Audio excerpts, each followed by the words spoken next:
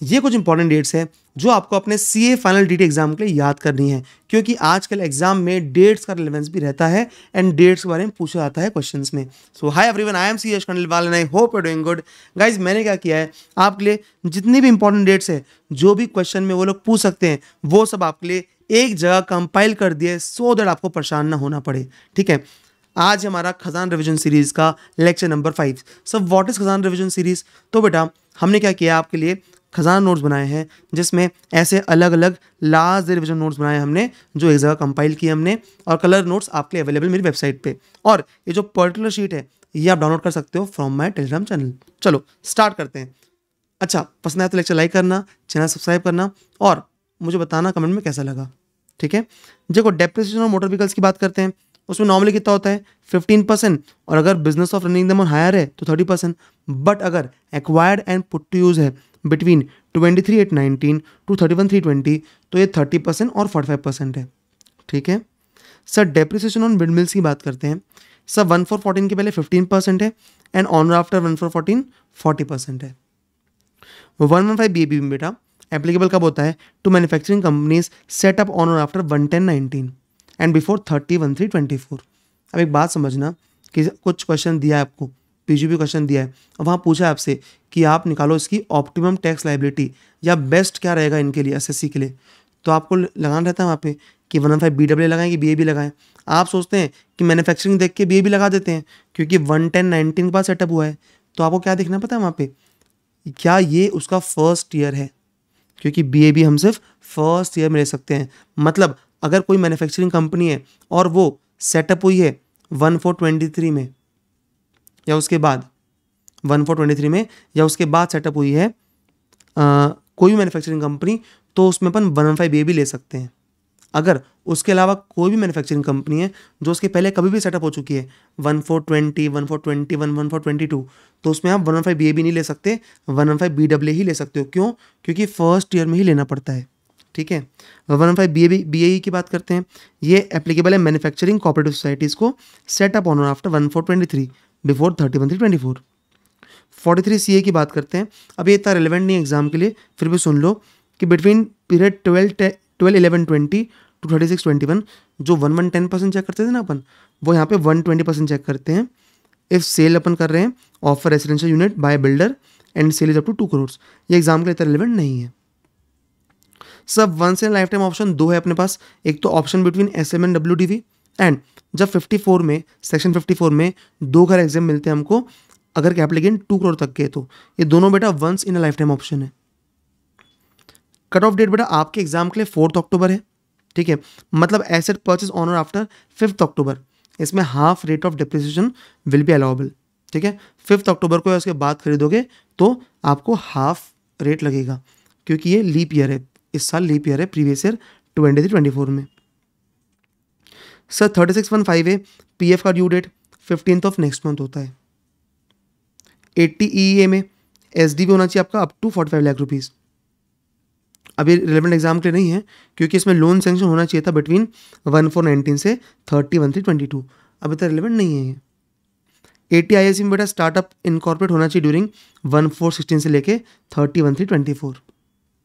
Due date return for TDS and TCS, तो TCS return में बेटा 30 जून क्वार्टर के लिए 15 जुलाई, सितंबर के लिए 15 अक्टूबर, दिसंबर के लिए 15 जनवरी एंड मार्च क्वार्टर के लिए 15 मई।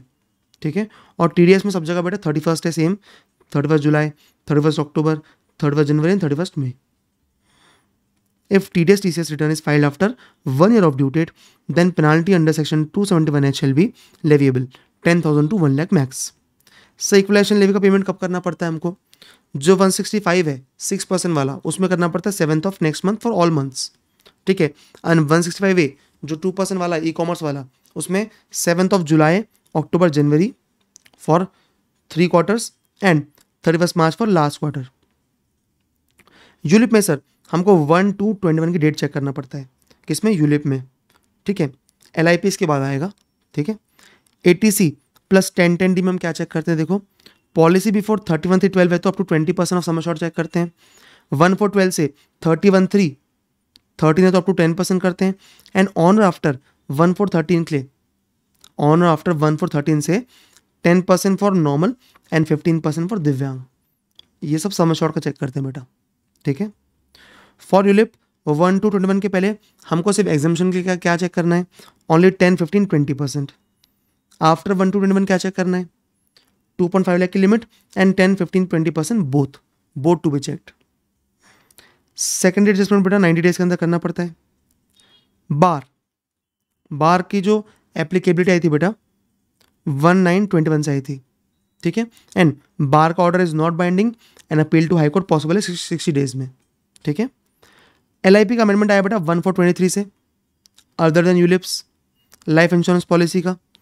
तो सर 1423 के पहले हम लोग को एग्जामिशन चेक करने के लिए क्या कंडीशन थी कि आपको सिर्फ up to 10-15% of sum assured check करना है, और 1423 के बाद प्रीमियम अप टू 5 लाख होना चाहिए एंड प्रीमियम होना चाहिए up to 10-15% of sum assured, दोनों होना चाहिए।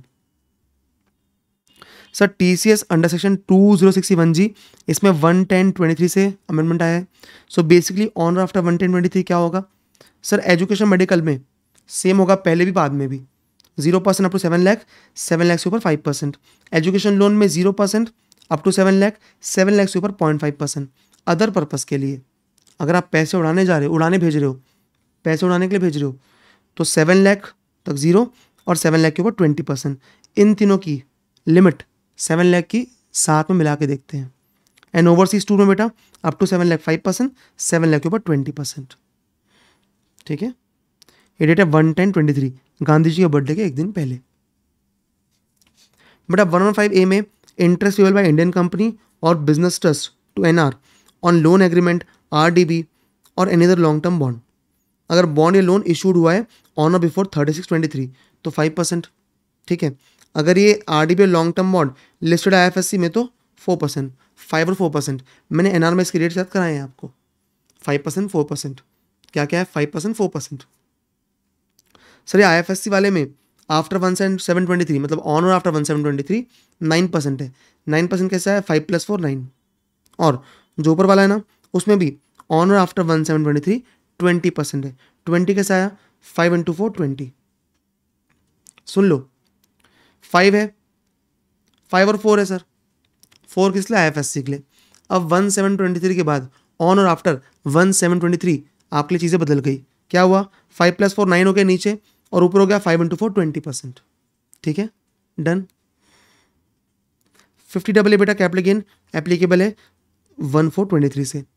एक लास्ट बेटा ट्रस्ट का, ट्रस्ट में 3 प्रोविजंस एप्लीकेबल हुए हैं बेटा from previous year 21-22, that is AY 22-23। ध्यान रखना है बात, ये क्वेश्चन में बहुत काम आता है। सर रीपेमेंट को अप्लाइड मानते हैं हम, लोन को अप्लाई नहीं मानते। ये कब से आया सर, प्रीवियस ईयर 21-22 से, मतलब इसके पहले के लोन को हमने तभी अप्लाइड मान लिया होगा। सर कॉर्पस से निकाल के खर्चा करो तो अप्लाइड कब मानते हैं इसको, अप्लाइड कब मानते हैं, जब रीडिपॉजिट होता है, राइट। यही पढ़ो आपने, ये भी कब से आया, प्रीवियस ईयर 21-22 से, ठीक है। और हम अप्लाइड जब भी मानते हैं जब अमाउंट पे करते हैं हम, कोई भी एक्सपेंडिचर को अप्लाइड तभी मानते हैं जब अमाउंट हम पे करते हैं, अक्रूवल पे नहीं मानते। ये भी कब से आया है, प्रीवियस ईयर 21-22, AY 22-23। सो ये सब क्वेश्चन पूछा हुआ है। हाँ, ये पॉइंट और ये पॉइंट दोनों इस साल के वाला, इस साल मतलब ये जो साल का एप्लीकेबिलिटी है ना उसका पूछा हुआ है, RTP May 24 में पूछा हुआ है। सोचो, तो इन लोग क्वेश्चन में पूछते हैं, इसलिए हमने एक जगह कंपाइल कर दिया आपके लिए। इसके अलावा आपको कोई भी डेट्स नहीं देखनी है। ये वीडियो आप अपने एग्जाम के एक दिन पहले भी देख सकते हो, ठीक है। अगर देख रहे हो एग्जाम के एक दिन पहले तो ऑल द बेस्ट। लाइक कर देना लेक्चर, मुझे बताना कमेंट करके कैसा लगा, ठीक है। और अपन डेट्स भी कर रहे हैं, टाइम लिमिट्स भी करने वाले। नेक्स्ट अपन क्या करने वाले पता है, हम नेक्स्ट करने वाले टाइम लिमिट्स, सारे टाइम लिमिट्स इन 1 शीट, ठीक है। तो सभी कर रहे हैं हम, तो सब कर ही लेंगे, ठीक है। तो ऑल द बेस्ट एग्जाम के लिए अपने, आप सब कर लोगे, ठीक है। चलो, आज मेरा बड़ा गला थोड़ा ख़राब है, आज मैराथन तुम्हारा क्वेश्चन मैराथन बट कैंसिल करना पड़ा बीच में ही, क्योंकि गला बहुत ख़राब था। बट मुझे वीडियो डालना था कैसे भी, तो मैं डाल रहा हूँ ये वीडियो, ठीक है। आपको अगर पसंद आया तो प्लीज़ लाइक करना, ठीक है। चलो बाय बाय, मिलते हैं।